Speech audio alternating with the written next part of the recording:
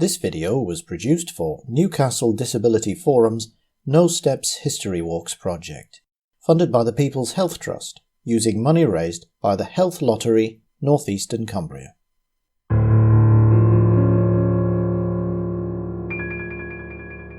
Ghosts. Whenever I mention that I write ghost stories, people tell me about real-life ghosts that they, or a friend, or a relative, or some bloke in the pub has seen.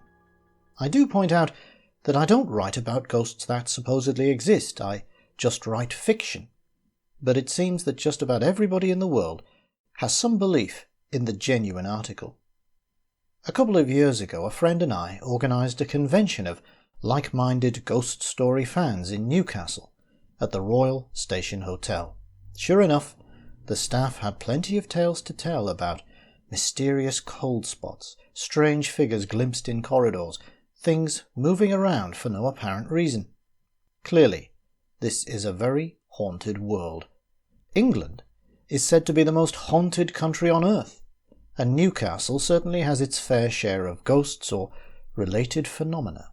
In this talk, I'll run through just a few of the hundreds that have been reported in the city down the centuries, and I thought I'd begin with one that actually inspired a story of mine, a story entitled The Thunder Run.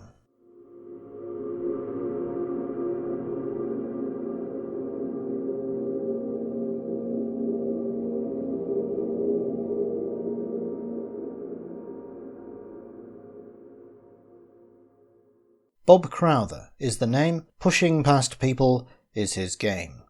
Patrons of the Tyne Theatre in Westgate Road have reported an invisible presence that has no respect for social distancing. Some say this is the ghost of a young man called Bob Crowther who worked well before the days of health and safety regulations and paid the ultimate price. The story concerns the Thunder Run. This is a wooden trough that slopes behind the stage. It's an example of an 18th century sound effect device. The idea is simple. When a storm was lashing the characters on stage, somebody would put a heavy metal sphere, such as a cannonball, into the Thunder Run.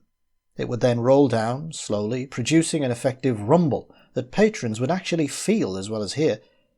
Of course, the ball could build up quite a bit of momentum as it thundered along. The ball came out of the trough behind the stage set with considerable force. We all know where this is going. One fateful day in 1887, young Bob Crowther, a stagehand according to some, an actor according to others, was standing too close to the end of the trough. He was killed instantly. His ghost is said to push past patrons and even to have a favourite seat in the auditorium, as he's been seen in the same aisle quite a few times. Bob, the theatre ghost, is regarded with affection by the staff. If you're listening, Bob, I hope you're not too lonely, now the theatre's been shut for all this time.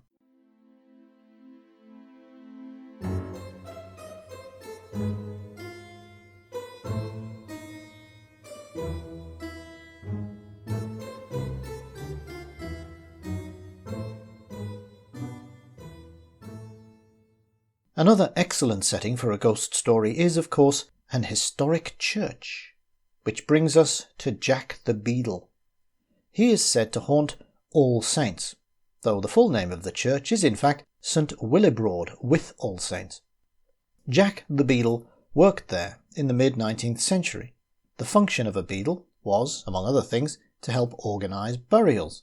He got a nice little fee for each funeral, all very cosy, but Victorian Newcastle's population grew at such a rate that in 1854 the corporation finally banned all inner-city burials. From then on, interments had to take place at new, purpose-built corporation cemeteries. That decision proved fateful for Jack. A nice little urner disappeared overnight. But, as an enterprising soul, Jack had a solution. He took to digging up coffins in the small hours so as to recover their lead content. Predictably enough, he got caught and was nearly lynched by the angry populace. He was eventually convicted and sentenced at the Guildhall to 18 months hard labour. He died shortly after, but his ghost is said to lurk in the precincts of All Saints to this day. So notorious was he that children made up a rhyme about him. If you want to rob the deed, gan to Jack the Beadle. He's the man that stole the lead, pop gans the weasel. Right, we've had one ghost that was a hapless victim and another who was a bit of a villain. What about a helpful ghost, or at least one that issues a warning?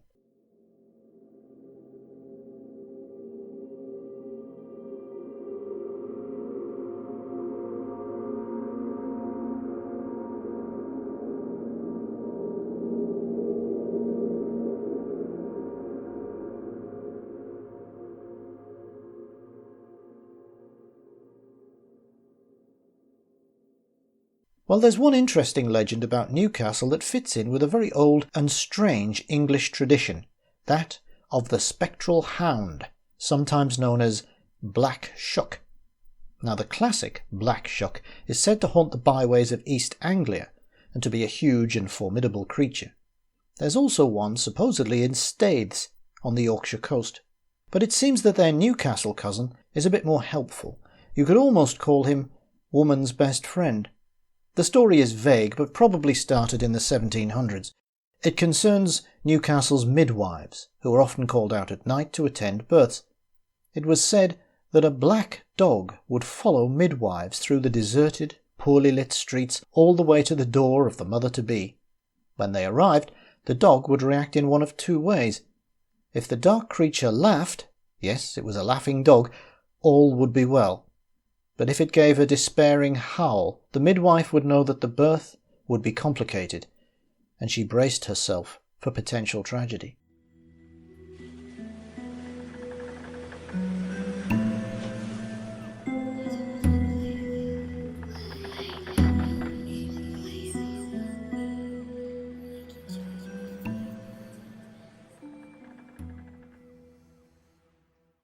So far we've considered native ghosts, but what about all those pesky foreigners coming over here haunting our museums? Yes, the Hancock Museum, now the Great North Museum, is said to be haunted by the oldest ghost of all, an Egyptian mummy. In fact, there are two mummies at the museum, a gentleman called Bakdenhor and a lady called Ertiru. One of them is said to have been seen walking around the museum at night, but it's not clear, at least from the accounts I've read, which one. However, it's a fact that Bakdenhor is still nicely wrapped up in his bandages, while Ertiru was subject to the indignity of being unwrapped back in 1830 by 3 local surgeons. They found that she was about 30 when she died, an age at which a woman tends to become sensitive about her appearance, even if she hasn't been wrapped in bandages for a few thousand years. So maybe it's Ertiru who roams the Hancock at night, looking for a set of sweatpants and an outsized t-shirt. Okay, that one is perhaps a little silly. We've all seen too many films in which mummies come back to life and menace the living. So let's move on to something altogether more sinister. The ghost of the last woman to be hanged in Newcastle.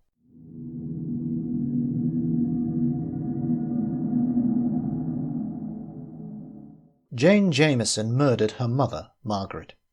That was bad enough, but she did it by stabbing Margaret with a red-hot poker right through the chest.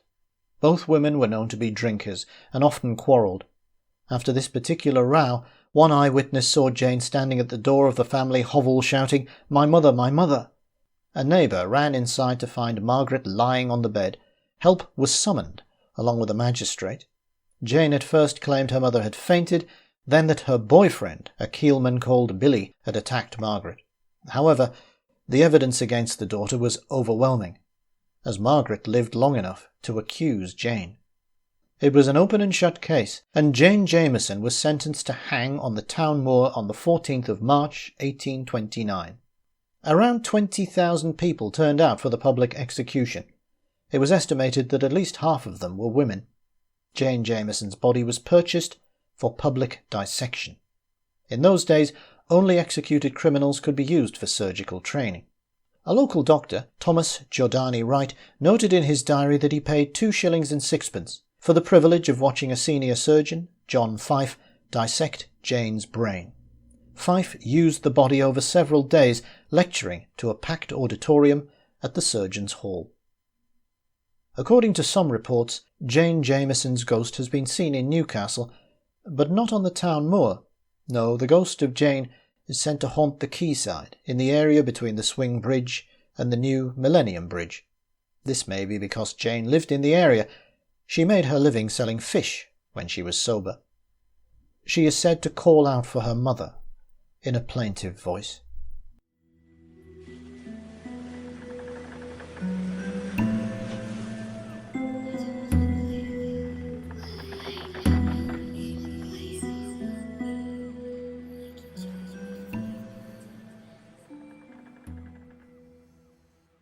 Our final ghost is another phantom woman, Martha Wilson. She was an even more tragic character than Jane Jamison, and is said to haunt the Broad Chair area. Martha died about 40 years before the crimes of Jack the Beadle. She hanged herself in the Trinity House almshouse on the quayside. Nothing else is known about her, but one fact is clear: a suicide in those days was denied burial in holy ground. Suicide was classed as self-murder, and the Church considered killing yourself to be as heinous as taking the life of another person. It was customary to bury suicides at a crossroads, sometimes with a stake through the heart to keep them from wandering. Perhaps the stake was neglected in Martha's case, because she was said to haunt the area around Trinity House. Her ghost is sometimes described as a silky, a female spectre who lures men with the rustling of her silky garments. One night, the story goes, a keelman, slightly the worse for drink, encountered a woman wearing a veil. He followed her up Trinity Chair, presumably with bad intentions, but then the female figure stopped and turned and raised her veil to reveal nothing underneath it. The keelman supposedly fled, screaming, to tell his tale to anyone who would listen. Oh, and he became a teetotaler from that moment on. I could go on. I could mention the knight with clanking armour who haunted St. Nicholas Cathedral, or the crying child of Stevenson Street. And it's said by some old party animals that the Dolce Vita nightclub, long since closed, was the favourite haunt of a medieval monk who hit the dance floor many times. And can there be any old pub in the city that isn't haunted by a phantom patron who never gets his round in? Oh, sorry, that's probably me. I think we'll leave it there. It's getting dark, and the shadows are gathering.